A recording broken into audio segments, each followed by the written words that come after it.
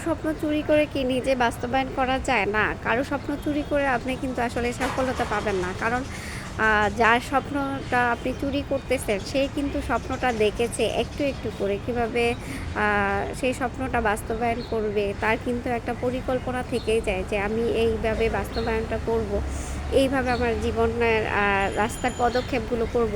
কিন্তু আপনি সেটা শুনলেন। শুনে যে আপনার মতো করে আপনি বাস্তবায়ন করার চেষ্টা করবেন, আসলে সেটা আসলে ভুল। কারণ অন্যের জিনিস নিয়ে আসলে নিজে কিছু করা যায় না। আপনার নিজস্বতা থাকতে হবে। আপনার নিজস্বতা না থাকলে আপনি রাস্তাটা পাড়ি দিবেন কিভাবে?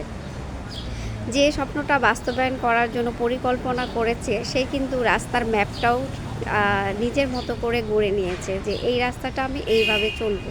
তো আপনার স্বপ্নটা চুরি করতে পারেন, বাট স্বপ্ন পথে রাস্তাটা তো চুরি করতে পারবেন না। যে স্বপ্নটা বুনেছে, সে নিশ্চয়ই অপশন রেখেছে।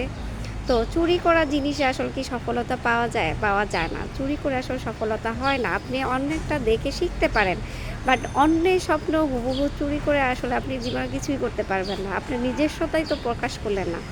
আপনার নিজস্বতা প্রকাশ করার জন্য আপনার নিজের স্বপ্ন পূরণ করুন। অন্যের স্বপ্ন চুরি করে পূরণ করা থেকে আপনি আসলে নিজে কিছুই করতে পারবেন না। না আপনার এই দিক হবে, না ওই দিক হবে। হাসি পায় এমন মানুষগুলো দেখলে। আসলে মানুষগুলো কি এতই বোকা?